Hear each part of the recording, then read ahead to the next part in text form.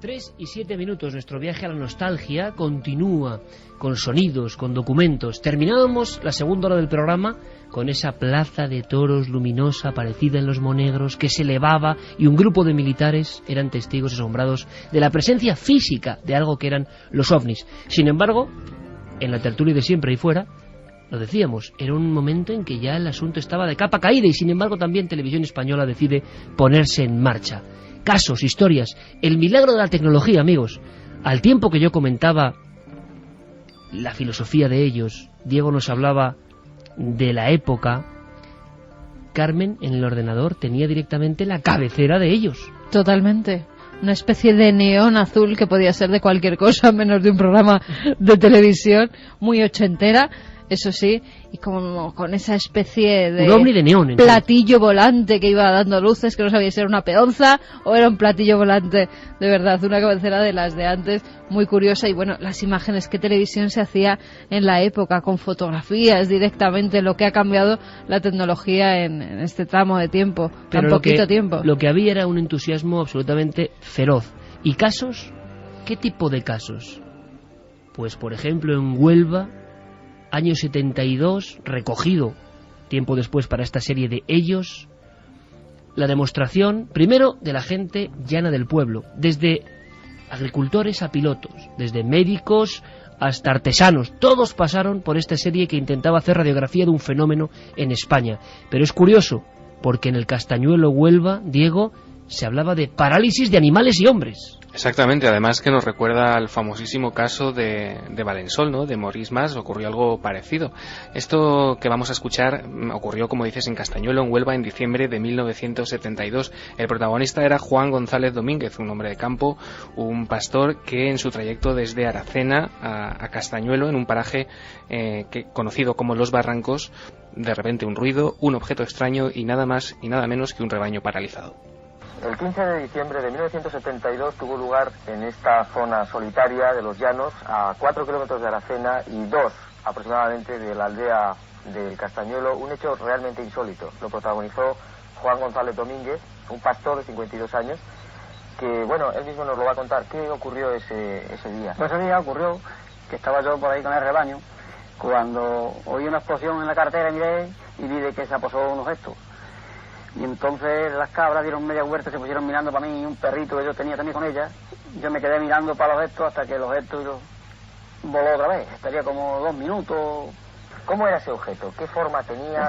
El objeto era cuadrado. Cuadrado. ¿Y qué altura? Tendría sobre 3 metros. Sí. ¿Y se posó exactamente dónde? Donde allí en la curvita aquella. Ahí en la curvita. ¿Y qué? Dice usted que quedaron como paralizados. Sí, no, dieron media vuelta, se quedaron quietas todas, como si una cosa como aletargada. Paralizada, ¿sí?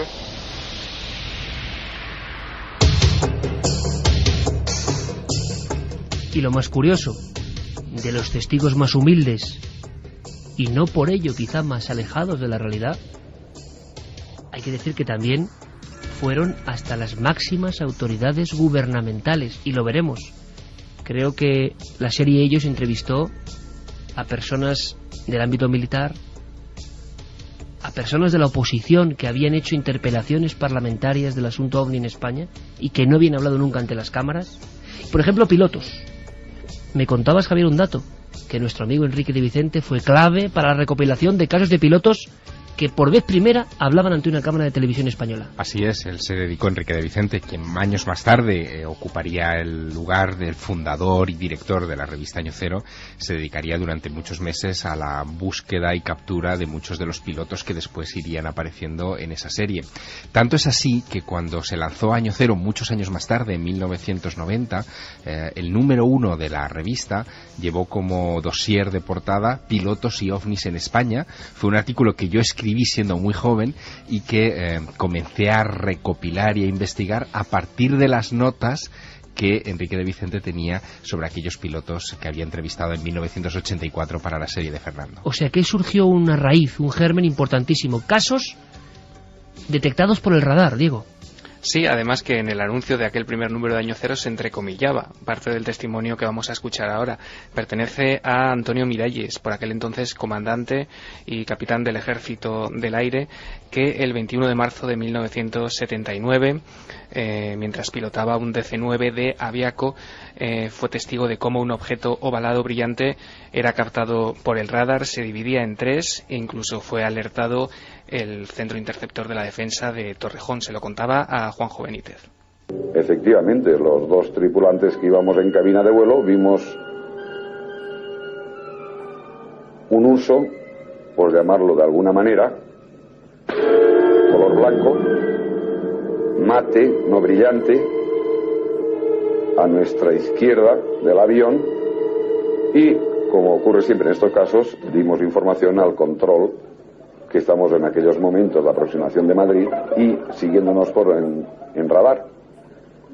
El control, al cabo de breves segundos, nos confirmó la existencia de un eco primario en su pantalla y en la posición con respecto al avión que nosotros le estamos diciendo, que para sorpresa suya y nuestra se estaba adaptando su movimiento al movimiento del avión, y con la particularidad que todas las anomalías eran refrendadas en cada momento en conversación directa y instantánea con la pantalla de radar.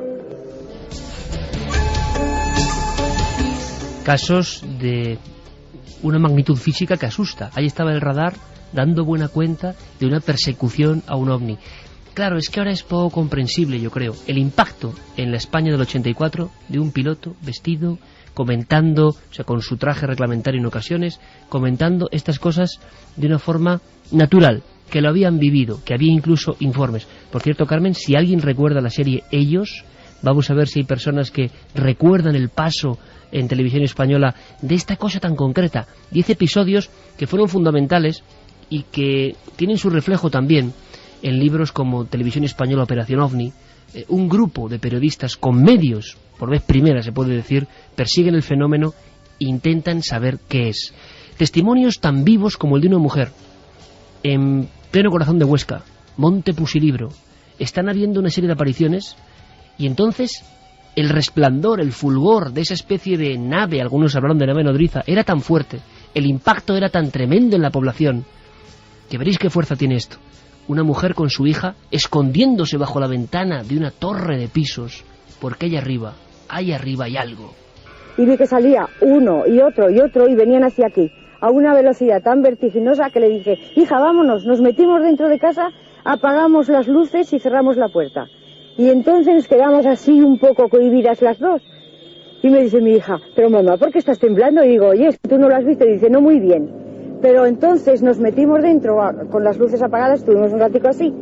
Luego nos asomamos por la ventana esa y por estos árboles no podíamos ver nada. Luego nos venimos a esta y al venirnos a esta vimos que ya la nube grande, o sea, el cacharro ese grande que era como dos platos, uno boca abajo y otro así hacia arriba y un poco alargados, se metían por la montaña esa y con un destello enorme de luz. Voces de un fenómeno, voces de una expectación, Diego, voces de una población española que, si bien es cierto que se alejaba del tema OVNI porque había menos casos, caramba, recuperar estas historias de los años 70 finales eran brutales, incluso tocando todo tipo de fenómenos en diferente cercanía. Primera fase, una observación en el cielo; segunda fase, posible aterrizaje, incluso huellas físicas de la presencia de estos objetos en el terreno. Y también hay tercera fase. También hubo personas en ellos que contaron a las cámaras su visión de seres, Diego. Sí, señor, como lo que ocurrió en el 1 de julio de 1979 en Sangonera la Verde, en Murcia, un caso que recordábamos no hace muchos meses en esta temporada de Cuarto Milenio. En aquel caso 4 jóvenes observaron pues un potente foco luminoso sobre un monte y junto al objeto algo más, que es lo que vamos a escuchar. Se encontraron huellas, como dices, se encontraron hendiduras, y Antonio Guirao, el mismo que le contaba todo esto a Nacho Ares muchos años después, en 1984 lo contaba para Televisión Española a JJ Benítez. ¿Y sabéis por qué es importantísimo este testimonio? Porque cuenta exactamente lo mismo. Exactamente. Creo que es Fernando quien interviene en la conversación, por lo menos en algunos fragmentos. Es cierto. Es Fernando Jiménez del Oso con Guirao, Y es muy importante, y Diego lo ha traído muy bien, porque quizá algunos amigos que comparten Radio y Tele recuerden que Nacho volvió sobre los pasos de esta historia, sobre las huellas de la aparición de un gigante extrañísimo en Sangonera. El testimonio es idéntico. 31 años después. Las personas han cambiado mucho y España ha cambiado mucho en 31 años, pero la expectación, la fuerza con la que lo contaban era idéntica, como si en la gente que de verdad ha visto algo incomprensible se quedase algo en el cerebro y en el alma que es difícil de imitar. Guirao, atentos al sonido porque no es óptimo, pero tiene una fuerza tremenda.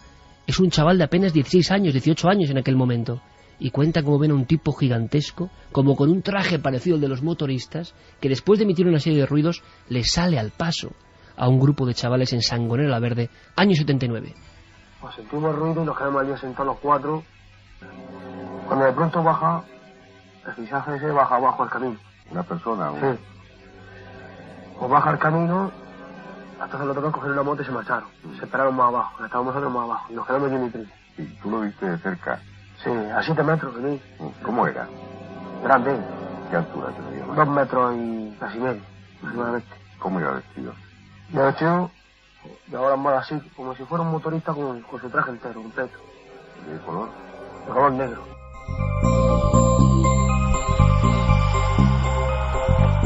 Yo no sé vosotros, compañeros, Carmen, Santi, ver un testimonio y que es un calco de lo que repiten ahora 31 años después, yo creo que impresiona, porque aparentemente es un absurdo. Pero no sé qué opináis, porque a mí de verdad esto me deja, no ha cambiado apenas nada el testimonio. Yo creo que tiene que ver con el impacto emocional de lo que vieron, y eso nos lo encontramos no solamente en el caso de Sangonera la Verde, sino cada vez que reencuestamos uno de estos casos importantes, incluso los pilotos, que antes escuchábamos el testimonio de alguno de ellos, cuando años después son reencuestados, son reentrevistados, vuelven a contarlo con la misma estupefacción que lo narraron por primera vez, porque es algo único en sus vidas. No todos los días uno se encuentra con un gigante en Sangonera la Verde, ni con un objeto volante no identificado en el morro del avión, ni se enfrenta a la censura militar, ni a las 1001 facetas que presenta el misterio de los ovnis. ¿Hay personas que recuerdan esta serie? Por el momento no. Pocas. Parece que tenemos público muy joven esta noche porque yo tampoco me acuerdo, quizá, yo no sabía ni que existía. Para refrescar memoria, quizá habría que matizar que Ellos fue una especie de subserie dentro de La Puerta del Misterio, que se emitía entonces en la segunda cadena, en el UHF. Es verdad, dentro del programa había una sección que era un pequeño programa y que contaba cosas tan increíbles como un caso muy querido, por cierto, para nosotros, porque es un caso de impredecibles consecuencias físicas. Terror en una familia, hora de la siesta, soledad en una dehesa, y de repente llega una especie de embudo de fuego, de embudo de la destrucción. Las primeras imágenes, los primeros testimonios surgieron en Ellos, Diego. Sí, además es que es un caso alucinante, uno de los más impresionantes, ¿no?, de los que hemos tenido noticia. Ocurría el 6 de septiembre de 1980 en Torrejoncillo, en Cáceres, en la finca Cuatro Cuartos, custodiada por la familia Salgado. Aquel día se escucha un estruendo y de repente aparece un fenómeno devastador, una especie de torbellino de fuego. La primera noticia a nivel nacional la da el corresponsal de Radio Nacional de España en Coria, Pedro José Yerpes, y el equipo de Fernando Jiménez del Oso se acerca hasta Torrejoncillo para entrevistar a los testigos que cuentan su vivencia a las cámaras.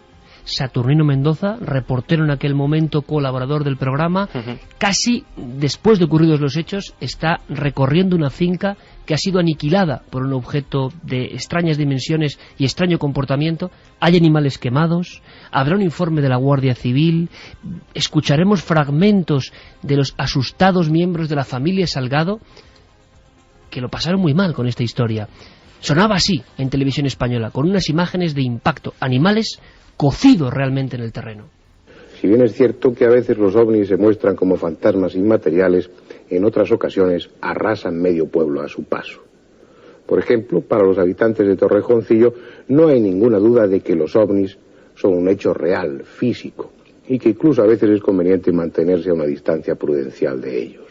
Más o menos lo que vino a suceder es la extrañeza de una familia que se encuentra completamente tranquila y tras oír un enorme ruido sale y se encuentra con un fenómeno totalmente desconocido para ellos, como podría ser una enorme llama de fuego, que ellos la describían perfectamente como de color del butano, que con un estruendo tremendo comienza a avanzar por la finca y la comienza a incendiar. El fuego salió de allá, aquellos altos, de enfrente del todo. Salió y dio para allá así una vuelta al alto. Cuando vino hacia abajo fue cuando nosotros nos marchamos. Y la gallinita pues estaba aquí y ahí estaba el gallinero y cuando vinimos estaba ahí la fuerza de la gallina allá atrás toda asfixia. Los excrementos de animales acusados por una extraña radiación y un gato que saltaría a la prensa con las orejas completamente quemadas y un aspecto totalmente lamentable.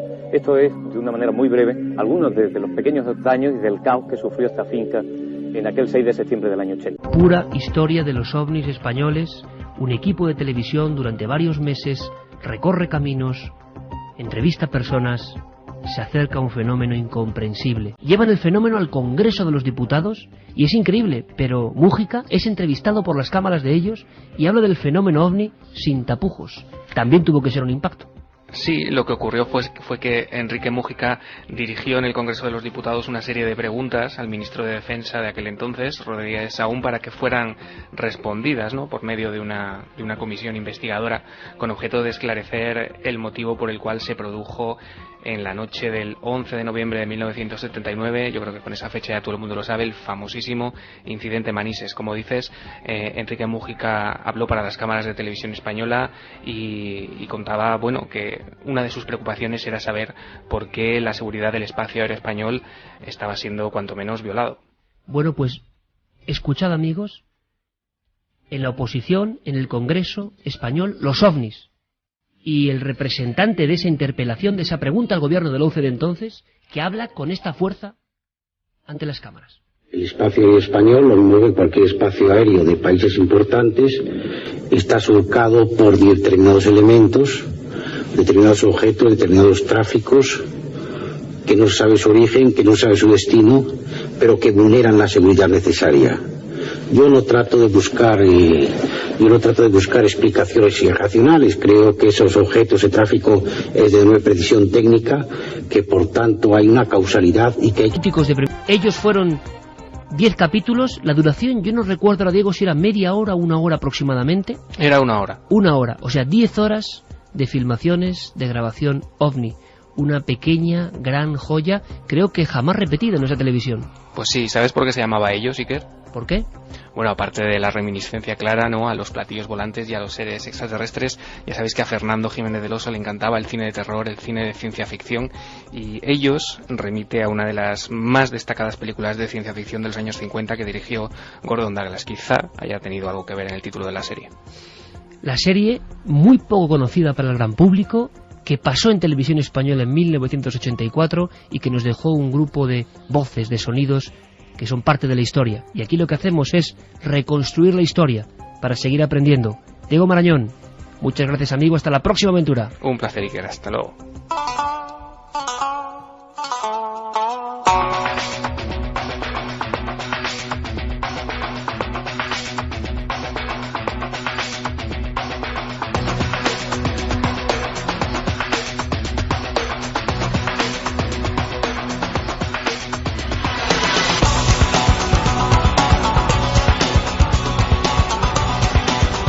Por cierto que los ovnis no han muerto, no se han marchado. Hay noticias, yo no sé si habrá que contrastar o no porque surgen en teletipos, pero hay un cierto escándalo en Argentina, si no me equivoco, con una foto ovni. En Santa Fe, eso es.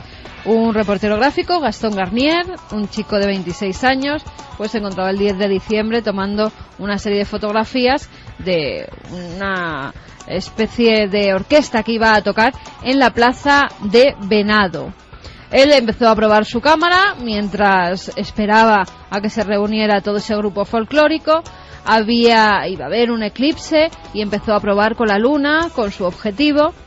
Disparó varias fotografías y en la quinta de ellas aparece una especie de Y, como con dos luminosidades a los lados. Esta es la fotografía. La gente que la veía dice que en un principio, cuando está tomando las imágenes, que no es consciente, que no la ve, pero la gente a la que se la enseñó decía que era una fotografía muy rara. ¿Y qué hace él? Pues por internet la manda a la Goddard Space Flight Center de la NASA. A los 2 días le contestan y literalmente lo que le ponen que esa fotografía había sido sometida a varios filtros y que se había determinado que era original, auténtica y que no había trucos de ninguna naturaleza. Es más, dice, me notifican también que el 13 de diciembre de 2010 otra imagen igual había sido tomada en Abrantes, en Portugal, y a la misma hora en la que él hizo esa fotografía en Argentina. Claro, ha faltado tiempo para que los periodistas de Argentina hablen de la NASA certifica una foto ovni. Claro, lo que pasa que en este documento la NASA en ningún momento habla de objeto volador no identificado. Dice que es una foto que no está trucada, pero es que puede ser cualquier cosa. Ahora, es que puede ser... Qué gran lección también nos están dando a nuestras instituciones en este país. Yo estoy seguro que mandamos una fotografía al Ejército del Aire o a cualquier otra institución y se pierde. Exactamente. Allí contestan todos, sí, en Estados Unidos. Gran Luego lección. Cuando desclasifican los documentos se ve que a todos le contestan lo mismo, pero por lo menos contestan. Vías de contacto, mensajes, quizá haya más personas del entorno del Reina Sofía, epicentro indiscutible esta noche del misterio, que quieran contarnos su particular historia. Por cierto, que me soplan por aquí que quizá aparezca un curioso personaje ahora. Hace mucho tiempo que no sabemos de los amigos de Santi. Pero claro, me ha mandado una información Santi, así, me la ha dejado caer, como hace él. Bueno, antes vamos con mensajes, que luego después cuando vienen a visitarnos los amigos de Santi no puedo ni hablar.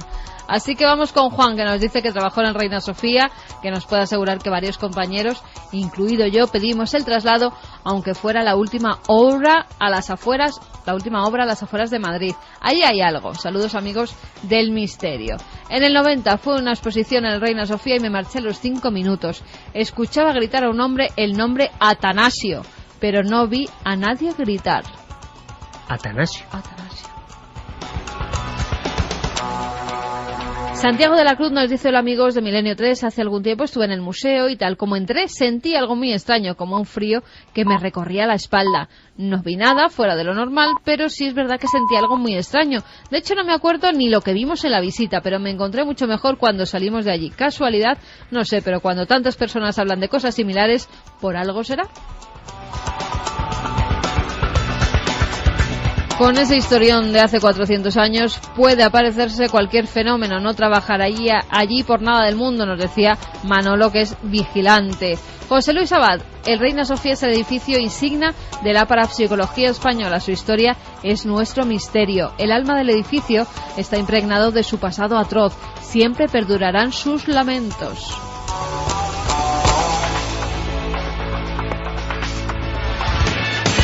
He visitado Madrid muchas veces, pero solo una, el Museo Reina Sofía, y tuve que salir del edificio a la media hora. ¿Cuánta gente comparte esta visión, no? Qué curioso. No he vuelto a sentir una náusea similar. Victoria desde Montevideo, no sé si habrá apariciones, pero cuando fui el año pasado no me sentía a gusto. Es más, no lo recorrí completamente. Me daba una atmósfera muy, muy rara allí. Es un lugar intrigante. Pero eso es curioso, chicos, porque da la sensación de que está escribiendo gente, incluso de otros países, que ha estado puntualmente en Reina Sofía y que igual no conocían la historia que había detrás. Y ahora quizá interpretan su sensación, ¿no? Nos dicen también Eva Garzú, que trabajó en el servicio de limpieza durante 3 años y siempre en el turno de noche. Nunca he pasado tanto miedo como en el Reina Sofía. Sé que allí hay algo raro, pero nunca he sabido cómo explicarlo, sobre todo en la parte antigua.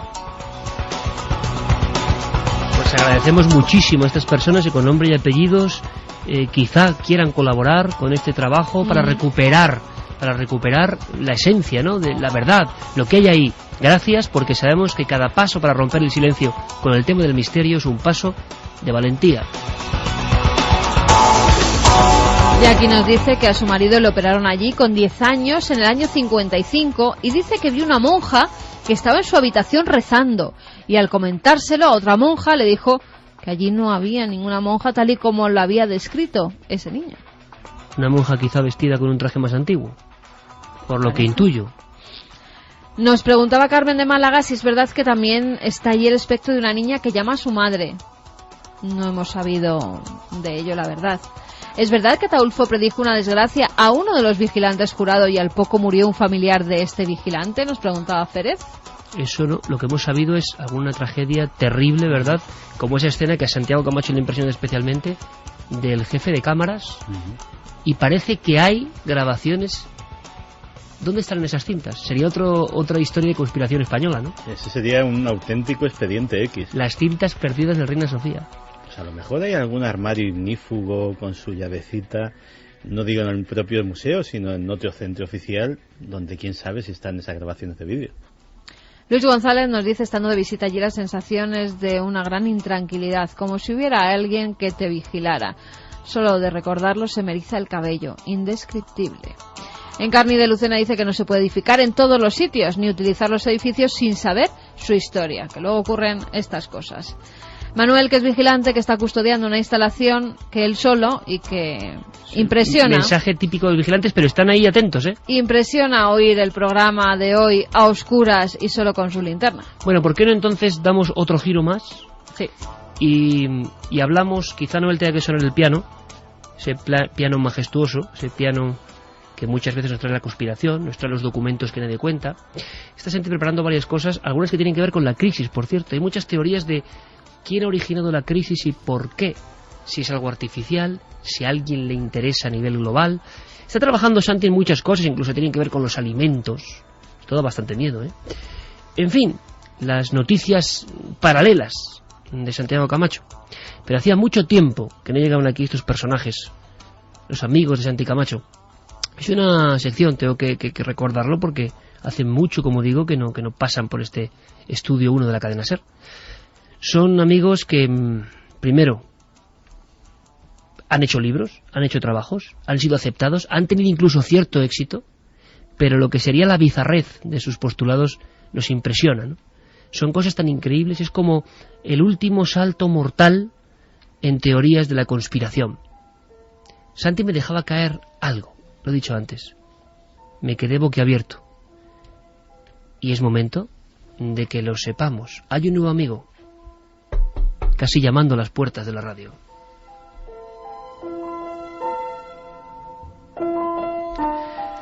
Pues sí, que hace unas semanas, unos meses ya, hablábamos en estos mismos micrófonos sobre la muerte de John Lennon, sobre esas vigilancias a las que le sometía el FBI, sobre la peculiar personalidad del propio Lennon, de su mujer y de su asesino, Mark David Chapman, pero nos faltaba un personaje y nos faltaba un elemento fundamental que afortunadamente vamos a recuperar ahora. Y es que no habíamos contado con Steven Lightfoot. Es que ya tenemos, ¿no? ¿No te das cuenta, Javier? Yo creo que tú no has asistido en vivo nunca a un amigo de Santi. La fuerza, ¿no? La fuerza del propio nombre. Del siempre, testimonio. ¿Sabes? Es que el propio nombre lo ves en la portada de un libro y ya dices, este tío es serio. ¿Cómo se llama? Steven Lightfoot. Steven Lightfoot es... decíamos de hablar de periodistas y de investigadores de pura estirpe. Steven Lightfoot es de una raza aparte. Vive en un pueblecito que se llama Helena, en Montana, trabaja en la hostelería y cuando tiene un rato coge una furgoneta blanca que tengo ahora mismo delante la fotografía, que con rótulos como "La verdad del asesinato de Lennon", "Tú has sido lavado, tu cerebro ha sido lavado, infórmate", y diversos mensajes parecidos por todo lo largo de la furgoneta, pues recorre el país con su libro La verdad sobre el asesinato de Lennon, que no es muy grande, tiene unas 25 páginas, perdón, es que aquí ya empezamos con esto, pero que en ese... Es un panfleto. Sí, tampoco lo cobra muy caro, son $5 de nada. O sea, por fin. Hay una cosa que es curiosa, Santi, que así como Dani, quien era hostelero y con el viejo Volkswagen fue repartiendo copias de Recuerdos del Futuro y tuvo éxito, Lightfoot sigue un poco el ejemplo. Efectivamente, o sea, es el mismo patrón, y es que Lightfoot ha llegado a destapar un complot y una verdad asombrosa en torno al asesinato de Lennon, porque él ha trazado un triángulo mortal. Los tres personajes que conspiran para asesinar a John Lennon son Richard Nixon, Ronald Reagan y sobre todo el brazo ejecutor, Stephen King.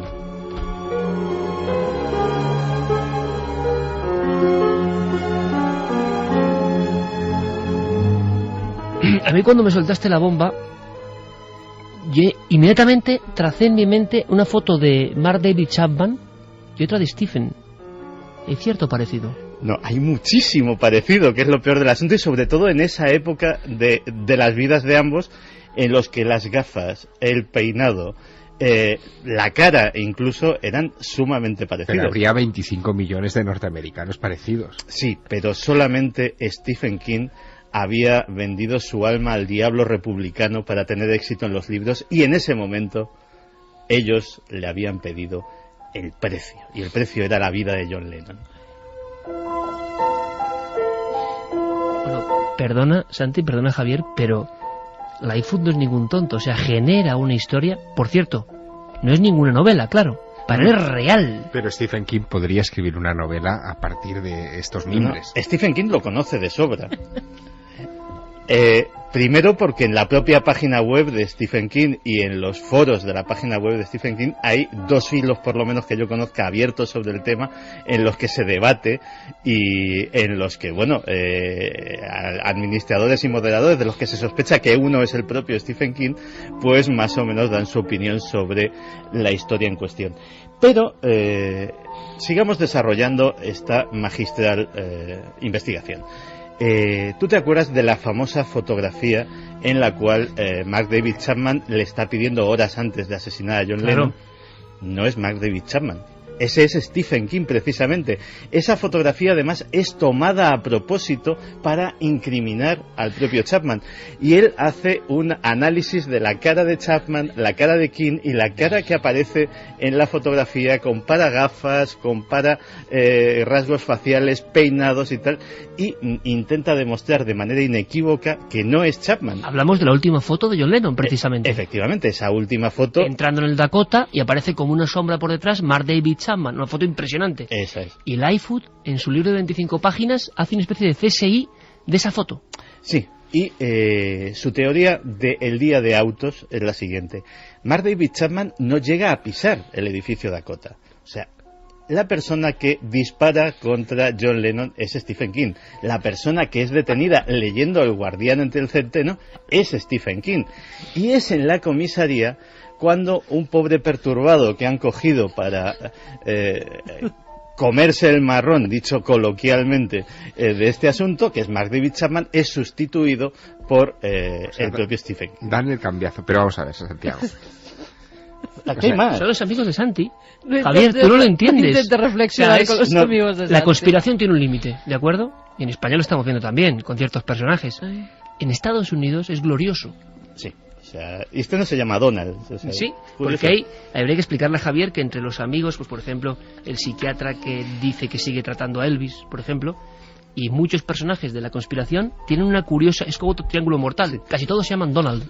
Es, vamos, se podrían llamar Donald o otro nombre que empieza por P que tú y yo sabemos y que no me atrevo a mencionar. Sí. Pero sigamos con esto. Stephen King da pistas en sus libros, y otro capítulo de este extenso libro de Lightfoot pues está dedicado a desglosar cómo Stephen King en sus novelas se regodea de lo que ha hecho y va dejando claves ocultas. Un momento, Santiago, o sea, yo creo que he comprendido ya este asunto. Esto es una broma de Stephen King. Posiblemente, pero no. Lightfoot existe y da vueltas con su furgoneta por todos los lugares de Estados Unidos. Porque es verdad que tiene pinta de que Stephen es capaz de crear esto. Parece una creación de Stephen King. Santi, hay foto de este hombre. Hay foto de este hombre, ahora mostraremos. Pero, más aún, Stephen King le ha confesado a Lightfoot la verdad. ¿Cómo? Por carta. Claro que él no usaba su nombre, sino que firmaba esa carta como Dennis C. Lee. Nadie sabe por qué. Sí, son las cosas de este tipo de conspiranoicos. Lightfoot se convierte en Dennis C. Lee, sin más. Stephen King se convierte en Dennis C. Lee para amenazar a Lightfoot, confesarle la verdad, matar a su padre, al padre de Lightfoot, en un accidente de avión que le sirve de advertencia. Y, claro, ¿cómo sabe Lightfoot esto? Porque la letra de Dennis C. Lee y la letra de Stephen King son virtualmente idénticas. Ha hecho análisis caligráfico. Por supuesto, o sea, estamos hablando de un tío meticuloso. Con lo cual, pues digamos que muy por encima, porque insisto que una obra de tal extensión es difícil de resumir, pues tenemos la teoría. Pero la genialidad de Lightfoot va más allá, porque Lightfoot en su página web abronca a sus lectores y les dice, bueno, más que abroncar a sus lectores, abronca a sus no lectores, porque dice que vuestra apatía os hace cómplices de esta atrocidad. Comprad mi libro, son solo $5. Y no solamente contento con eso, incluso solicita públicamente un filántropo que le apoye para llevar a Stephen King a los tribunales, con lo cual promete que ganará como poco en cuestión, el filántropo en cuestión, $5 millones el primer año. Es el cálculo que ha hecho de lo que pueden sacar de todo este asunto. Pero me he dado cuenta, Santi, que en algunos de los personajes que has traído de cuando en cuando, que han vagado por esta galería, repito, todos reales, todos con libro publicado. Y con furgoneta. No, todos no, pero había otro, que no me acuerdo cuál era, otro que decía, su eslogan en internet era muy sencillo, era ¡Ey! Si son solo $9.95. Efectivamente. Había uno de ellos... era Eric Orión, que decía, compra mi libro, son solo $9.95. Eso era muy grande también.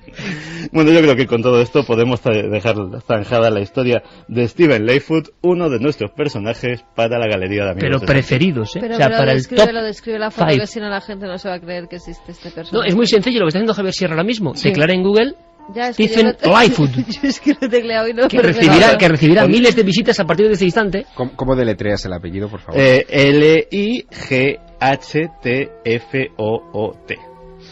Lightfoot es un apellido relativamente común en Estados Unidos, así que pues se pone Stephen Lightfoot, Stephen King, y ya te salen unas cuantas páginas al respecto.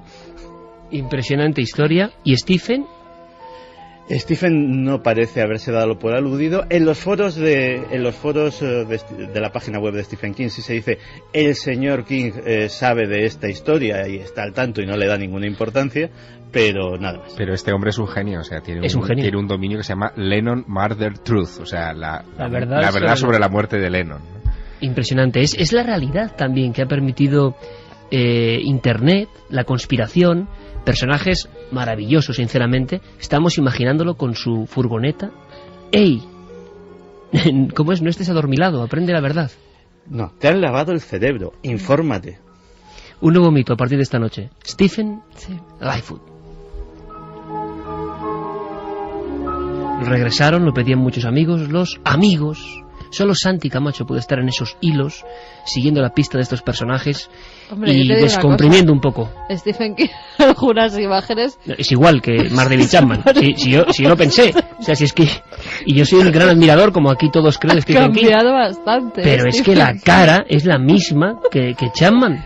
Estaba un poquillo más. Más rollizo. ¿no? Más rollizo. Bueno, vamos con efemérides. Vamos también a correr un tupido velo sobre la increíble historia de Lightfoot. Efemérides, tal día como hoy, un día de abril como hoy, pasaron, es que me están sorprendiendo ahora con una foto a traición de Lightfoot, no puede ser. No es Lightfoot, es Stephen King. Ya nadie sabe, o sea, ni es Lightfoot, ni es Stephen King, ni es David Chapman, es triángulo mortal. Vámonos con efemérides, ocurrió tal día como hoy.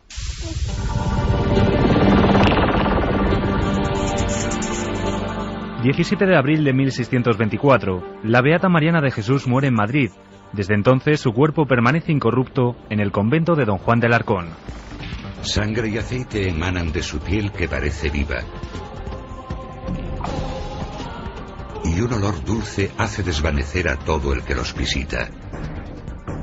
Dicen que muchos de estos cuerpos llevan años o incluso siglos con esta vívida apariencia. Muchos creyentes creen que son un milagro de Dios. 17 de abril de 1790, fallece el prolífico Benjamin Franklin, más conocido por ser el inventor del pararrayos. Domesticó al rayo y construyó la primera batería del mundo. Creó un instrumento que inspiró a Mozart, una moneda a prueba de falsificadores y una estufa capaz de combatir los inviernos más fríos. Este padre fundador fue uno de los grandes científicos de su época y un inventor cuya visión sigue brillando hoy en día. 17 de abril de 1912. La prensa especializada se hace eco de un insólito hecho. Se produce un eclipse solar total, tan solo unos días después del hundimiento del Titanic. Que aquellos que han tenido la oportunidad de ver un eclipse total, la impresión que le queda a uno es una impresión inolvidable, porque son fenómenos que desde luego suscitaron siempre una enorme curiosidad entre la gente, en algunos casos porque presagiaban desde luego acontecimientos, en unos casos positivos, en otros negativos, y la historia nos riega con numerosas historias vinculadas a estos acontecimientos astronómicos notables. 17 de abril de 2007. 33 personas mueren en Virginia Tech. El autor de la masacre fue el surcoreano Cho Seung-hui. Tuvisteis cientos y billones de oportunidades y formas para evitar lo ocurrido hoy, pero decidisteis derramar mi sangre. Me obligasteis y solo me disteis una opción. La decisión fue vuestra. Ahora tenéis sangre en vuestras manos que nunca se limpiará. 17 de abril de 2003, la efeméride de Milenio 3. La nave del misterio realizaba un repaso por algunos de los grandes enigmas de la Iglesia, entre ellos la antigua película del padre Manuel Soria. Aquello era increíble. Vimos una película donde con un prólogo de sacerdote de Manuel Soria, donde nos explicaba un poquito la vida de una persona que yo jamás he oído hablar de ella, la Madre María Luisa. Pues una película donde se veían hechos increíbles, hechos que hoy en día pues no se ven, y que pues son, por ejemplo, los estigmas de una señora que está tumbada en la cama, que está sangrando, una llaga impresionante en el costado, donde incluso uno de los testigos que estaban allí presenciando las escenas pues llega a colocar la mano dentro de la llaga. Y pues puedo contar más cosas porque nunca antes habías estado tan cerca de lo desconocido. Milenio 3, Cadena SER. Que siempre cuando llega la Semana Santa pasan estas historias, estos acontecimientos, estos hallazgos. Se vuelve a hablar, porque el año pasado ya ocurrió, de los clavos de Jesús. Y siempre hay un personaje por en medio, que es Sincha Jakobovich, que es un periodista que en esta ocasión, después de haber buscado en Jerusalén la tumba perdida de Jesús, que dio a conocer con un gran hallazgo, pues ahora dice que Caifás fue enterrado con los clavos de Jesús y que los ha encontrado en la tumba de Caifás. Caifás es un personaje que viene en los evangelios como la persona que entregó Jesús a los romanos. Eso es. Dicen que después se arrepintió y entonces, al ser enterrado, guardaron 2 de los clavos de Jesús y que le han enterrado con ellos. Esta es la hipótesis que lanza. ¿Y los muestra? Los muestra. Dice que los arqueólogos que encontraron esta tumba pues no le dieron importancia a ninguno de esos clavos, pero que él cree que su familia los metió dentro de su tumba para decir que se arrepintió al final de ese error que había cometido y que al final se había convertido. O sea, los guardó como reliquias, incluso. Exactamente. Opinión rápida, compañeros, pero siempre en estas fechas, y Jacobovici siempre rondando.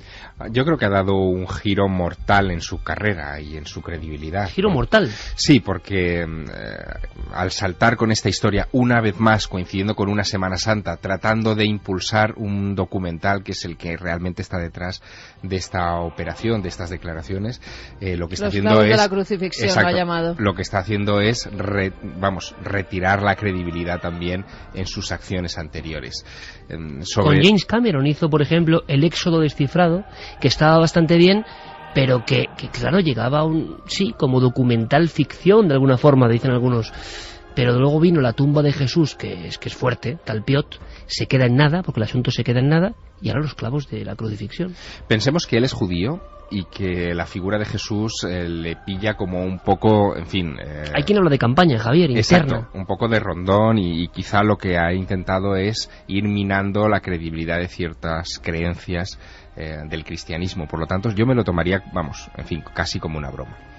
Santiago, pero es cierto que la repercusión y difusión para el documental luego hace que consigan beneficios, siempre, ¿no? Ya te digo, antes de la Semana Santa, cuando las noticias, las páginas de cultura de todos los periódicos del mundo, en fin, se quedan huérfanas de nuevas informaciones y inmediatamente estas se cuelan y ocupan un protagonismo que yo creo no merecen. En cualquier caso, esto empieza a ser la reedición del negocio medieval de las reliquias, y es que no olvidemos... ¿En forma televisada? Sí, en forma mediática y virtual, como no podía ser menos en esta época. Y es que sigue siendo una realidad que yo creo que con los maderos de la cruz y los clavos de Cristo que hay repartidos por el mundo, pues no te voy a decir que un gran barco, pero por lo menos un bote de cierto tamaño se podía construir, y ahora vienen más clavos todavía para ello. Vamos con vuestros mensajes, con vuestras pistas, con vuestros datos y opiniones. Vamos con los ganadores de ese libro de Juan Rada, que os va a enviar dedicado. Javi desde Burgos, que nos decía, aunque Burgos sea una tierra con mucho misterio, la gente siempre esquiva estos temas, pero aquí habéis conseguido conquistar a un burgalés y sois culpables directos de que ahora estudie criminología. Pues oye, un libro mucha suerte para que aprendas mucho de Juan Rada para ti. Bueno, la semana pasada en Cuarto Milenio hubo unos cuantos burgaleses y pura cepa, digo yo siempre en Burgos, al pan pan y al vino vino, y cuentan las cosas con una claridad asombrosa. Creía que iba a decir muchos crímenes, que también. No, con también ha habido alguno. También ha habido alguno. Ese torso que sí, fue sí. denso, Eva Cargu nos dice: hola a todos, yo trabajé en el servicio de limpieza durante 3 años y siempre en el turno de noche. Nunca he pasado tanto miedo como en el Reina Sofía.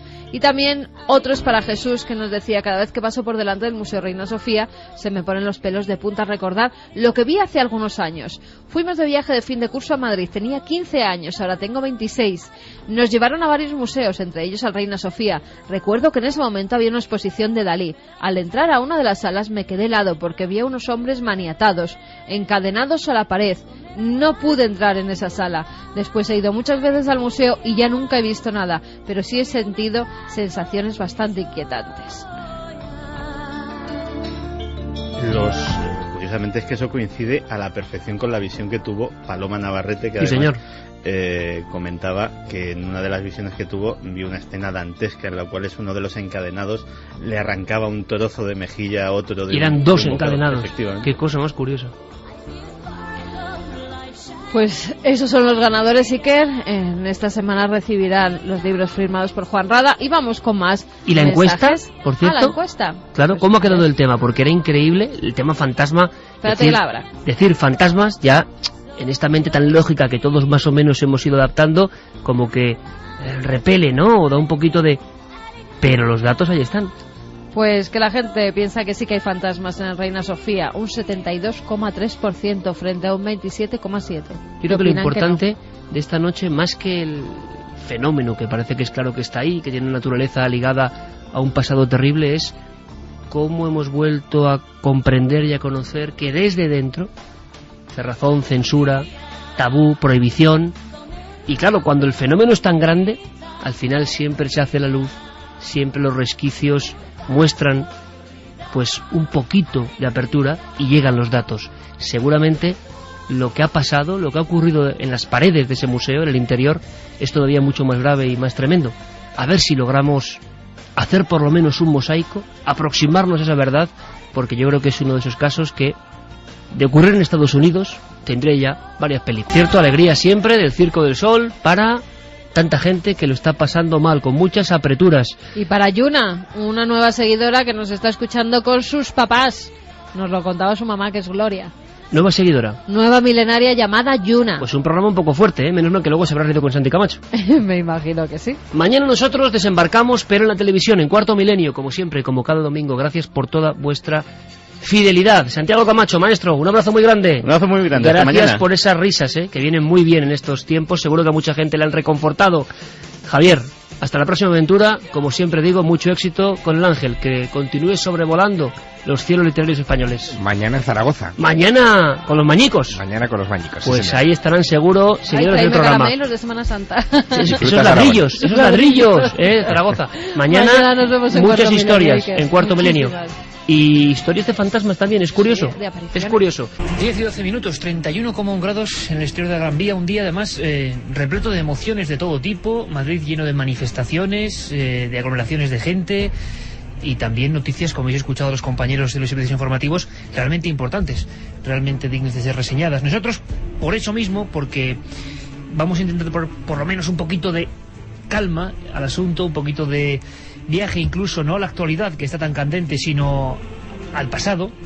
Lo que os proponemos es, bueno, pues unas cuantas viñetas de la historia, si me permitís la palabra. Sabéis que Milenio 3 tiene dos facciones bastante diferenciadas. Una que se encarga de aquello que dicen misterio, aunque eso es muy amplio, y otra que se llama historia.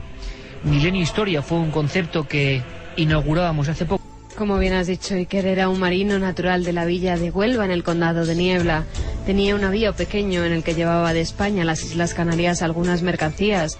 También solía ir a la isla de Madeira y de allí volvía a nuestro país cargado de azúcar y conservas. En uno de esos viajes un temporal le llevó hasta una isla que hoy se piensa pudo ser Santo Domingo. Cogieron algunos víveres y después de varios días en los que Alonso escribió en su diario todo lo que había visto en aquellas tierras desconocidas, emprendieron el viaje de vuelta. Al no saber el camino, durante el regreso murieron muchos de los marineros que le acompañaban y Alonso llegó muy enfermo a tierra. Cristóbal le acogió en su casa y Sánchez de Huelva le reveló el descubrimiento de un nuevo mundo e incluso, según dicen algunos historiadores, le dio unos mapas donde le decía cómo llegar a esas tierras tan lejanas.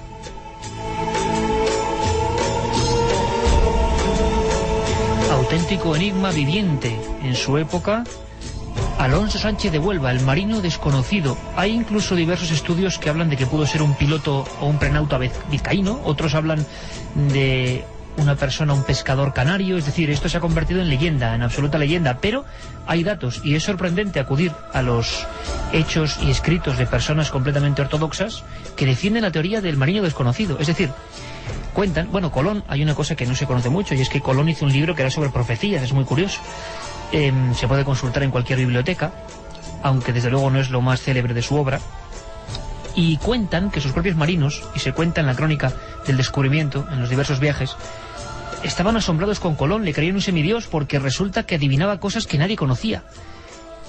Todo eso estaba envuelto de una pátina de gran misterio. ¿Tenía Colón una información privilegiada, como se dice hoy en día?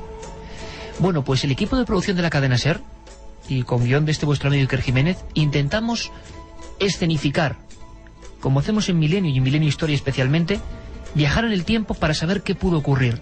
Esta es una historia con nombres, apellidos y documentos reales.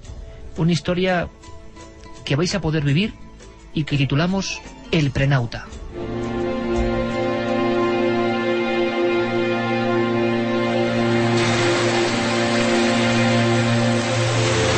Mucho antes de la gloria y la inmortalidad, mucho antes de que se alzasen esculturas en las que se señalaba con el dedo índice hacia un nuevo mundo, mucho antes incluso de su primer viaje, el mercader Cristóbal Colón veía atardecer en las playas desiertas de la isla portuguesa de Porto Santo. En no pocas ocasiones habían arribado hasta las rocas maderos con extrañas inscripciones y troncos primorosamente tallados por manos desconocidas. En una ocasión incluso llegó un cadáver de aspecto misterioso. ¿Qué es eso? Parece un cadáver. No, no parece. Es un cadáver. Apártense. Solo lo están acercando a la playa. Apártense, he dicho. Dios mío, es horrible. ¿Qué opina, doctor? Este hombre lleva muerto mucho tiempo. Tiene la carne podrida. Sí. Este cadáver habrá pasado semanas o incluso meses a la deriva. Pero mire, doctor, fíjese en el rostro. No parece un cristiano. ¿Tal vez un chino? ¿Quizá un hindú? Cierto es, don Cristóbal, que este individuo llega de muy lejos. Y esta tez tan oscura, esta cara ancha y sin barba... No sé qué pensar. En fin, ayúdeme, sostenga esta tenaza un momento. Tengo que perforar por aquí.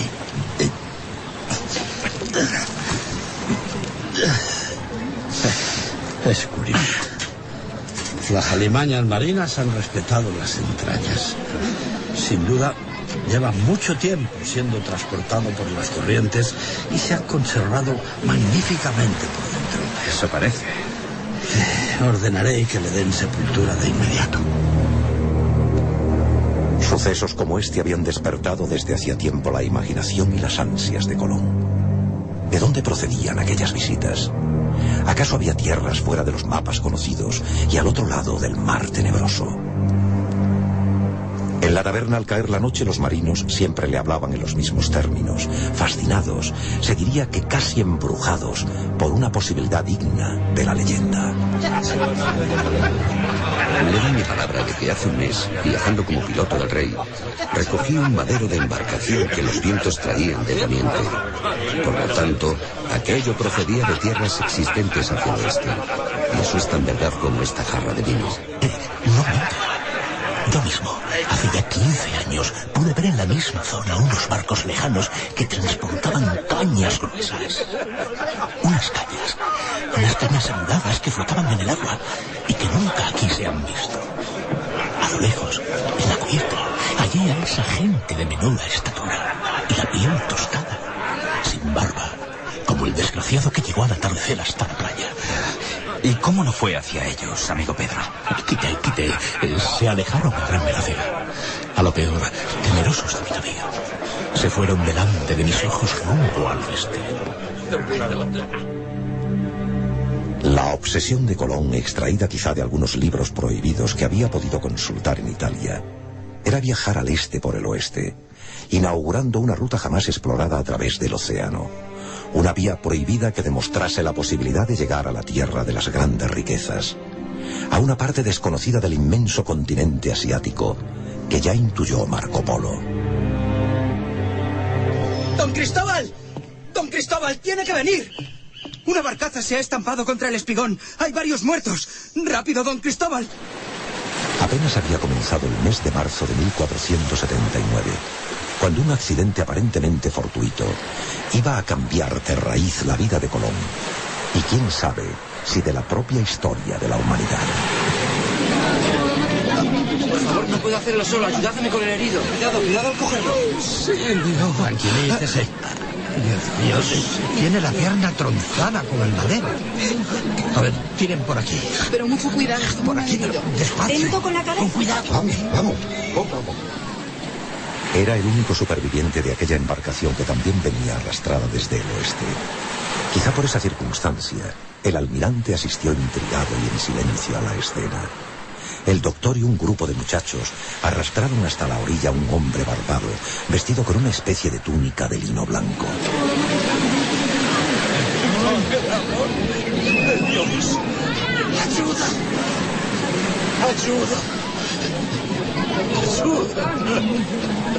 Los paños que le cubrían estaban llenos de sangre muy oscura y su aliento era fétido.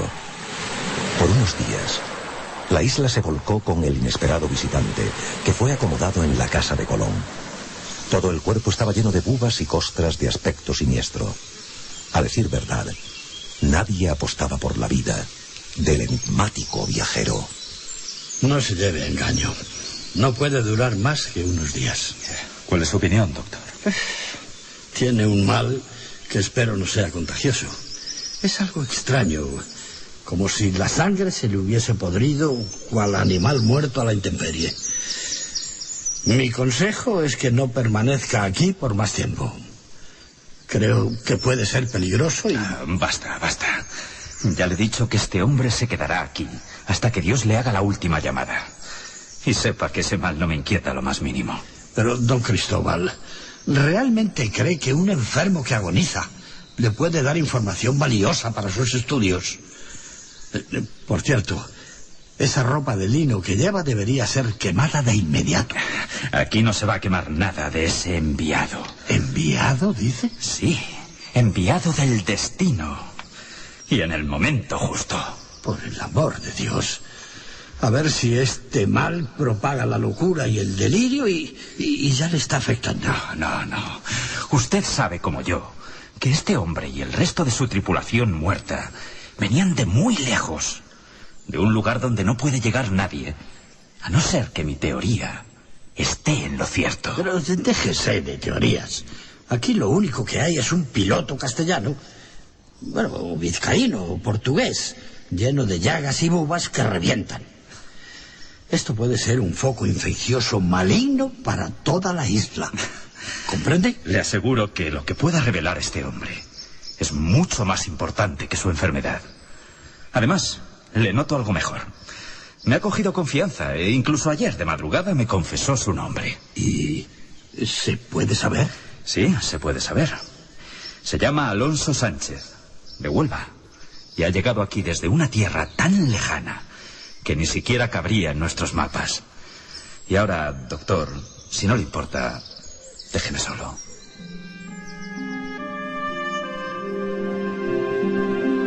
A la luz de las velas y durante casi una semana, los dos hombres hablaron en secreto encerrados en el torreón. Uno de ellos, con el rostro cadavérico y postrado en la cama, y el otro, ansioso, apuntando todo lo que salía de la boca de aquel hombre. Amigo Alonso, trata de recordar. Me hablabas de la gran tormenta. Vamos, haz un esfuerzo. Íbamos cargados de frutas y maderas, navegando por el Golfo de Guinea. Y entonces el cielo se convirtió en un infierno. La mar, quizá enfurecida por nuestra codicia, nos fue llevando hasta un territorio desconocido para nosotros.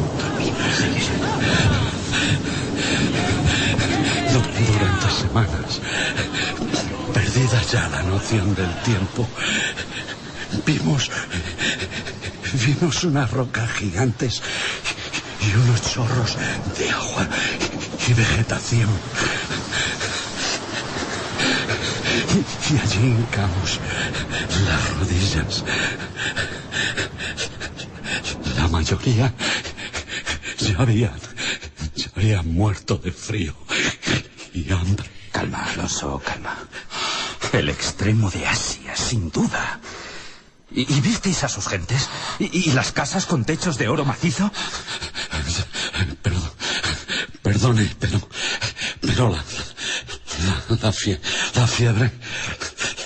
la fiebre otra vez. Deme un poco de beber, don Cristóbal. Tranquilo. Tengo que beber. Apiádese.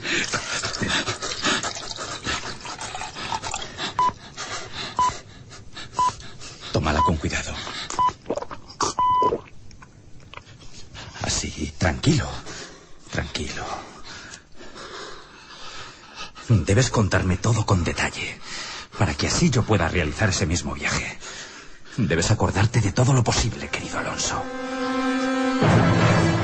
Ninguno de los dos podía saberlo, pero el mal que aquejaba a aquel prenauta era la sífilis.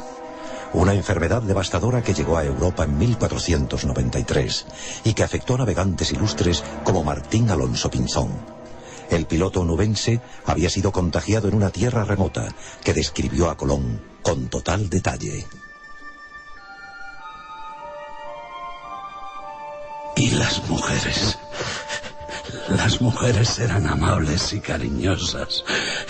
Yacían con nosotros y nos consideraban dioses, enviados. Hasta que empezamos a sentir este dolor y nuestro cuerpo se recubrió de granos y bultos. Calma, Alonso. Así que entonces es cuando decidí regresar, aprovechando de nuevo los alisios. Antes habíamos encontrado una mina de oro y vimos las casas de caña y hablamos con los habitantes de esa tierra mediante señas. ¿Y cómo eran? ¿Cómo eran ellos? En verdad no se parecían a los chinos, ni a lo que nos han contado de los asiáticos. Eran otra cosa, otra raza.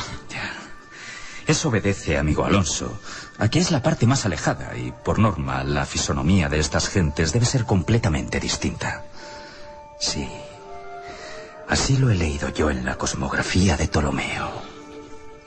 A 750 leguas de las Canarias, siempre al rumbo oeste, encontramos un archipiélago. Unas islas que parecían el mismo paraíso terrenal. Y allí quisimos quedarnos para siempre, hasta que esta maldición, este fuego en las entrañas, esta enfermedad, nos obligó a partir. Calma, Alonso.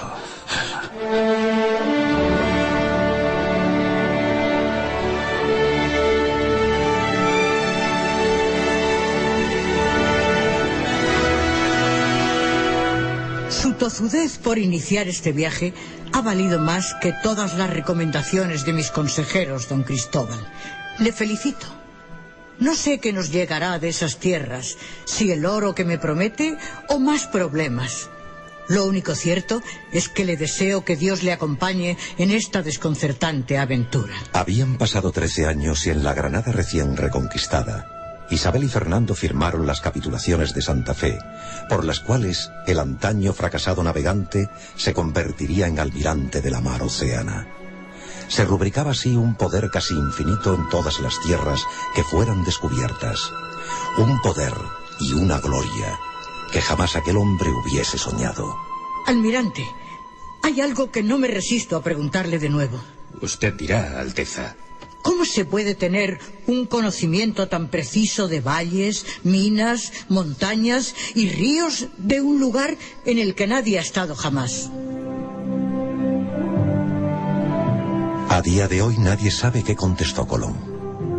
Nadie sabe si le habló de aquella lejana visita de un moribundo en las playas de Porto Santo, o si le enseñó el puñado de pergaminos con mapas y dictados de aquel hombre barbado. Nadie sabe siquiera si aquel prenauta fue enterrado en la isla o arrojado de nuevo a lo más profundo de la mar, de donde llegó. Lo único cierto es que al pisar su carabela y al ordenar izar las velas, dispuesto a iniciar una de las grandes gestas de la humanidad, alguien vio cómo Cristóbal Colón besó disimuladamente un trozo de tela blanca de la que jamás hasta el día de su muerte se separó. Un trozo de lino blanco con 3 manchas de sangre oscura a modo de secreto amuleto.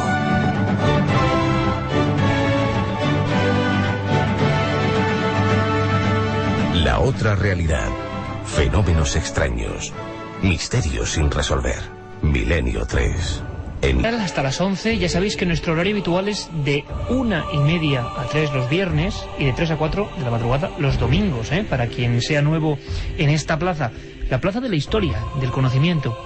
Qué bonita historia, Carmen, la de Alonso Sánchez de Huelva, el marino desconocido, y Colón, con ese trocito de lo que fue al final la mortaja del propio marino desconocido. Una historia fascinante. Yo he aprendido mucho, fíjate, es que realmente hasta las biografías más importantes, más brillantes, tienen ese otro lado. A mí me ha pasado escribiendo Camposanto con Felipe II, por ejemplo. Un Felipe II, gran rey del cristianismo, y con toda una serie de fascinación por lo extraño. Hasta el personaje más curioso y más conocido tiene áreas inexploradas. Esas áreas son las que nos gustan para aprender cosas nuevas y luego, por supuesto, tener nuestra propia opinión. Juan Carlos Ingelmo, que hoy es capitán de este galeón, decíamos, de sonidos, nos pone precisamente esta banda sonora preciosa, 1492. Pero podíamos ir incluso un poquito más, bueno, muy cerca de donde partió don Cristóbal Colón, en las mismas tierras, entre Huelva, Cádiz. Ocurre también que hay un entorno siempre muy dado a la fascinación, al misterio. Hace un año exactamente, se hablaba de supuestos descubrimientos, bueno, supuestos no, porque son cosas físicas, gracias a una foto de satélite, a la BBC, a la investigación sobre una cultura enigmática llamada Tartesos, que estuvo aquí en Andalucía, y que al parecer fue un pueblo absolutamente avanzado para su tiempo. Muchos creen que Platón, en su famosa obra hablando de la Atlántida, hablaba precisamente, se refería a los tartesos. ¿Quién sabe qué clase de, podemos decirlo así, de desapariciones repentinas ha habido en los documentos de la historia? Porque siempre que investigamos, de repente hay cosas que no están claras, que desaparecen, los documentos no existen. Nosotros hemos querido también profundizar en este galeón que se convierte en submarino, en las marismas de Hinojos. Allí se habló hace tan solo un año de la Atlántida, pero no hemos vuelto a saber nada, sinceramente. Vamos a empezar de nuevo para saber qué ocurrió ese viaje. Pues sí, ni más ni menos que la famosísima Atlántida. ¿Cuántos investigadores, cuántos historiadores la han perseguido con ahínco, convencidos por alguna serie de indicios de que no era una ficción, de que no era un mito, de que era real, de que estaba ahí, de que había que excavar, que indagar? Muchos además llegaron a ser despreciados por lo que es el establishment científico. Ya sabéis que muchas veces los buscadores, cuando sobre todo tienen ilusión y ganas, se enfrentan a muchos muros burocráticos. Pero un caso que abrió muchas facetas de ilusionarse con todo este asunto fue el de Schliemann. Schliemann puede que sea un personaje no muy conocido para la audiencia, pero que representa por sí mismo el empeño, la tozudez, y que a veces el que la sigue la consigue. Muchos científicos a veces todavía reniegan de él, ¿no? Porque no era arqueólogo oficial, pero sin embargo tenía la fe rotunda y absoluta, y la fe a veces es muy importante cuando uno busca una cosa. Él tenía la fe en encontrar la tierra de la Atlántida. ¿Quién es Schliemann, Carmen? Durante mucho tiempo se creyó que la guerra de Troya era una creación del poeta Homero, ya que no había pruebas escritas sobre esta civilización que él se encargó de describir. Sería un empresario alemán y arqueólogo vocacional, Schliemann, el que descubriría la ciudad de Troya. Con tan solo 7 años, su padre le leyó la Ilíada y tras ver un grabado donde se dibujaba una ciudad tomada por las llamas, prometió que iría a Troya y sacaría a la luz las ruinas de las que hablaba Homero. Ya con más años, se embarca hacia Estados Unidos, pero naufraga frente a las costas holandesas. Entra en la empresa naviera Schroeder y de su sueldo gasta la mitad en comprar libros y pagar clases de idiomas. Llega a aprender 14 de ellos, entre los que se encontraba el turco. Esto le hace ascender en su posición en la empresa y llega a ser el hombre de confianza hasta que decide independizarse. Por fin, en septiembre de 1871, Schliemann, junto con 80 trabajadores, comienza a excavar buscando las ruinas de Troya en Isarlik, una montaña situada frente a la península de Galípoli.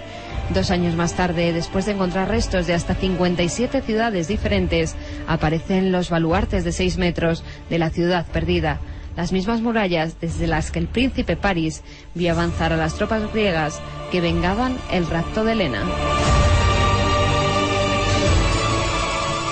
El 14 de junio de 1873 hallaba el tesoro de Priamo, más de 8.700 objetos de oro, copas, jarrones, pulseras y una diadema elaborada con 16.000 piezas de oro macizo. Trasladó sus hallazgos hasta Grecia y se dedicó a difundir y publicar su aventura y descubrimientos, y continuó con la búsqueda. Descubrió la tumba de Agamenón en Tirinto, hizo más hallazgos, animado, puso rumbo también a México en busca de otro de sus anhelos, hallar la Atlántida, pero la muerte se cruzó en su camino, impidiéndole lograr otro de sus sueños infantiles. Sientes la necesidad de contactar con alguien del otro lado. Milenio 3, Cadena SER. Nosotros a las 10:42 con 31 grados todavía, sobre el crepúsculo de esta nave, seguimos intentando conectar, pero con la historia, con el pasado, con lo más brumoso de esa maravillosa asignatura y realidad que es el pasado. Nuestro pasado, además, yo creo que a un nivel que todavía no conocemos, que no nos hemos reconciliado con él. Hubo culturas antiquísimas que quizás Schliemann se hubiera enamorado de ellas también, buscándolas. Él encontró Troya cuando toda la ciencia y todo el sistema le decía que era imposible. Hubo más casos como el de Schliemann. Hubo más buscadores que solo con su fe, con sus ganas, con su investigación absolutamente independiente, intentaron encontrar algunas joyas del pasado. El caso más paradigmático que tenemos, no muy bien conocido, era ni más ni menos que el de los Tartesos. Se ha hablado mucho de Tartesos, de lo que representó, de lo que fue en las costas andaluzas, de lo poco que nos queda, de algunos tesoros que incluso fueron perdidos o rotos por algún agricultor. Hay algún caso realmente doloroso a este respecto. No se daba importancia a brazaletes, extraños símbolos, extrañas figurillas. Vamos a hablar de Tartesos y de un hombre parecido a Schliemann, además con apellido casi similar, Schulten, Alberto Adolfo Schulten, que fue un buscador hispano-alemán que estuvo aquí convencido de que los Tartesos podían ser la Atlántida y que estuvieron en nuestras costas. Mira, Carmen, qué curioso. Hace un año exactamente, nuestros compañeros de Cádiz de la cadena SER elaboraban esta crónica con una especie de noticia, de rumor, de comentario general que estaba ilusionando a la gente del entorno, de esa región. Curiosamente, un año después tampoco sabemos nada. La anunciada investigación e inmersión de submarinos, los mismos además que descubrieron, por ejemplo, en el equipo viajante que descubrieron las ruinas del Titanic, bueno, pues los mismos iban a sumergirse en la marisma intentando saber qué demonios eran esos rectángulos y círculos, tal y como contaba la leyenda, que se sumergen en lo más profundo de esas aguas pantanosas. Vamos a recordar lo que pasaba exactamente hace un año. La clave gaditana de la Atlántida, la que ha reactivado las investigaciones en esta comarca, se encuentra en una fotografía vía satélite que ha difundido la cadena británica BBC y que investiga un grupo de expertos de la Universidad Alemana de Wuppertal. 2 grandes estructuras de planta rectangular enterradas en las marismas y rodeadas de grandes círculos concéntricos.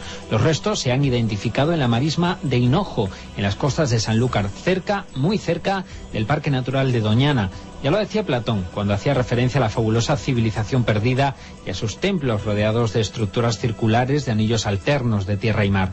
Una descripción que parece ajustarse con bastante fidelidad a lo que los científicos alemanes han hallado en Doñana. Javier Lizarzaburú es productor de la BBC en España. Las fotos del satélite coinciden con lo que se sabe que fueron las descripciones hechas por Platón hace más de 2000 años respecto a este misterio de Atlantis, y como tú también dijiste, aparentemente coincide con lo que se llama la zona de marisma de Hinojos. Pero las noticias sobre la ubicación de la Atlántida en la provincia no son nuevas, sino que la leyenda es previa a la aparición de esas fotografías. Incluso los libros sobre los viajes de Colón desde Sanlúcar ya hablaban de la Atlántida. Hace más de 60 años, el director de la Escuela Profesional de Comercio de Cádiz, José Cibeira, explicaba a sus alumnos algunos detalles de una civilización que habría quedado oculta en el triángulo Sanlúcar-Chipiona-Trebujena, como recuerda el costumbrista gaditano Eduardo Lumpié, quien asistía a esas clases. Investigaba mucho menos, no existía tantísimos ordenadores y tantas cosas como hoy hay, ¿no? Pero claro, él siempre hablaba y había leído muchísimo.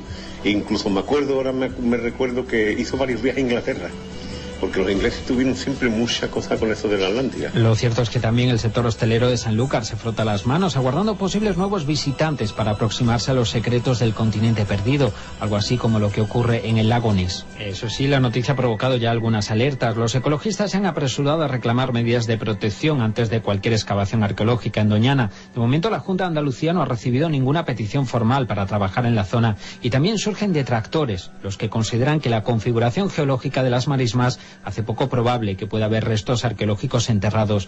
El debate está abierto sobre esas estructuras rectangulares rodeadas de grandes círculos concéntricos de Sanlúcar, porque si no es la Atlántida, ¿qué son? Estén pasando por esa zona, en la autopista muy próxima. Ahí hubo algo. Y nosotros, el equipo también de producción de la cadena SER, por supuesto, intentamos dramatizar otra escena, la que tuvo que vivir para algunos ese pobre diablo y para otros ese genio incomprendido. Schulten discutió con todo el mundo, estaba convencido por algunos hallazgos, sobre todo de figurillas, que ahí estaba, ahí donde ahora los satélites indican, estuvo el mundo tartésico, el mundo de la Atlántida. Quisimos visualizar cómo pudieron ser hace más de un siglo esas discusiones, esa fe, ese problema constante con el que se encontraba Schulten. Vamos a conocerlo.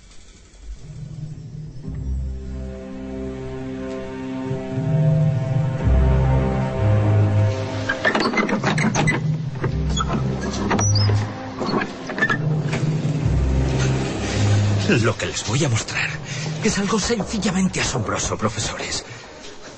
Mi última expedición reafirma definitivamente mi vieja teoría de que... Bueno, Schulten, ya estamos como siempre.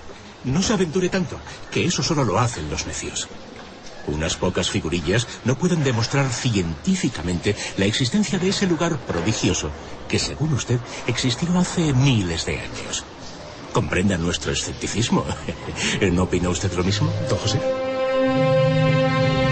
El profesor titular de Arqueología de la Universidad de Cádiz, Pedro Batavia, y el catedrático José Ruiz Arreche se miraron con gesto de complicidad. Era la enésima vez que les visitaba aquel hombre entusiasta y nervioso, cargado de cajas y fardos polvorientos. Corrían los años 20. Por desgracia, queridos amigos, la ciencia hace tiempo que no se calza las botas en los campos de excavación. Otro gallo nos cantaría si lo hiciera. Miren, aquí está. Miren esto. Díganme ahora mismo lo que piensan, por favor. La mano temblorosa del joven Alberto Sulten sostenía una figura de aspecto inquietante. Una especie de pájaro de bronce con cabeza de hombre, tocada con un casco reluciente. El rostro amenazante, con rasgos arcaizantes muy primitivos y unos ojos almendrados vacíos de pupilas. Interesante. ¿Una estatuilla fenicia, tal vez? Parece más bien algo etrusco. ¿Un diablo o un genio maligno? No. Ni fenicio ni etrusco, ni nada que se le parezca. Señores, saben bien que esta es la muestra viva de que en la zona costera al oeste de Cádiz se estableció hace 7000 años una civilización que... Basta.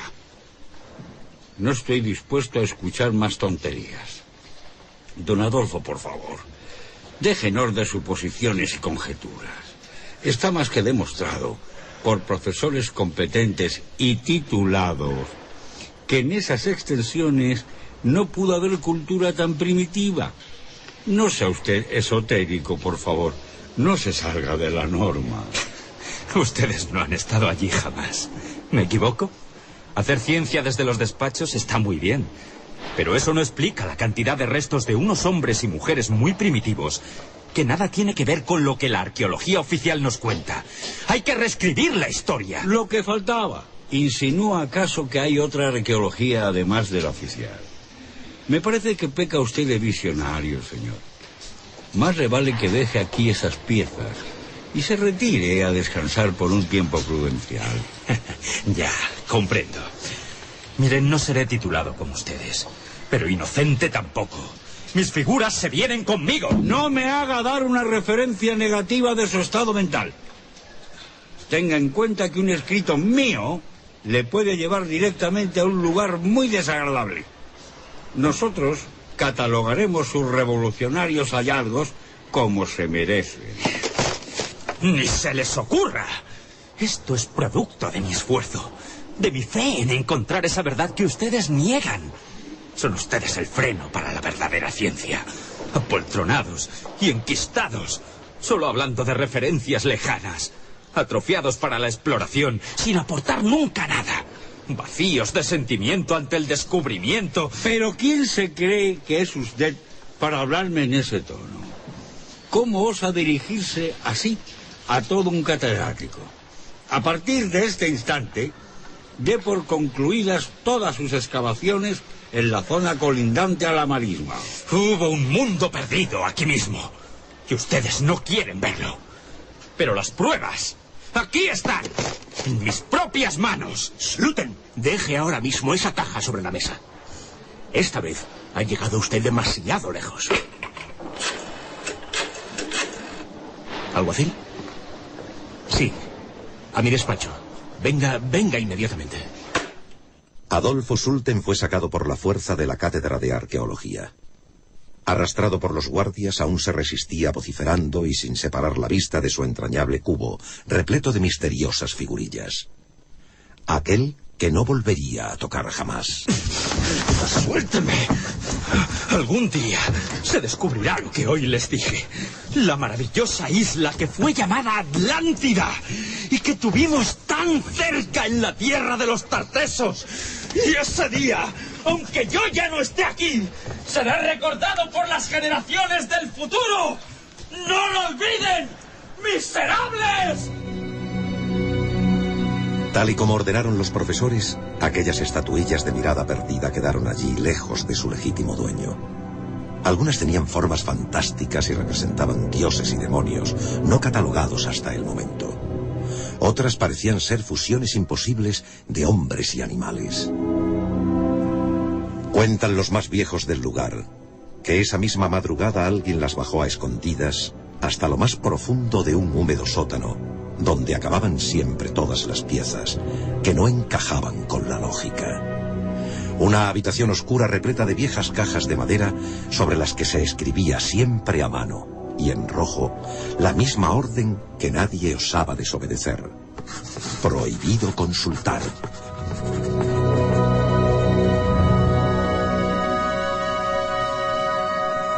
La otra realidad.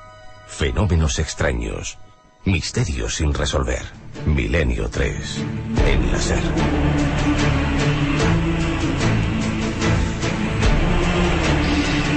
No se puede consultar. ¿Cuántas veces nos hemos topado con esa frase? Qué bonita interpretación del equipo de producción de la cadena SER, porque es muy instructiva en el sentido de que esas discusiones ocurren muchas veces en muchos ámbitos de la ciencia y de la investigación. Pero nos gustaría saber, al acabar este mini programa en torno a Milenio Historia, sobre todo la historia más antigua, ¿qué fue de los tartesos? Sobre todo muchos amigos andaluces se lo estarán preguntando ahora mismo, Carmen. El nombre de Tarsis, del que proviene Tartesos, aparece por primera vez en la Biblia, refiriéndose al país donde los fenicios acudían con sus naves en busca de metales. Se trata de uno de los pueblos más antiguos de la península, que habitaba en la región situada en el occidente de la actual Andalucía y que tuvo por capital a Tartesos. Los romanos la llamaron posteriormente Turdetania.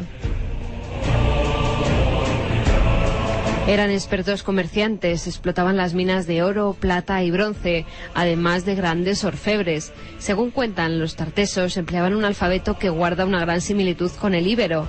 Estrabón, que era un geógrafo griego, afirmaba que poseían innumerables poemas escritos en prosa y que las leyes por las que se regían estaban redactadas en verso.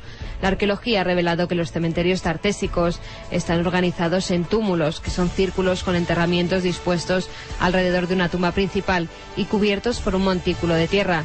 Mayoritariamente practicaban el rito de la cremación del cadáver, recibiendo ofrendas de categoría, valor y significado desiguales, según fuese la importancia del difunto. Siempre intentar obtener información, mostrarla de esta manera y que vosotros siempre extraigáis vuestra propia conclusión. La historia tiene muchos vericuetos, muchas aristas, y nosotros hemos intentado, bueno, pues observarlos y aprender de ellos también, porque la historia, no me digas que no, Carmen, de El Prenauta es asombrosa. Alonso Sánchez de Huelva, cuántos tratados generó su figura. Y en un pequeño parque, en Huelva, seguro que muchos oyentes lo conocen, todavía está ahí esa escultura en pie. El Prenauta, el marino desconocido, el que dio información de primera mano a don Cristóbal Colón. Apasionante. Nosotros, en futuros especiales, seguiremos indagando en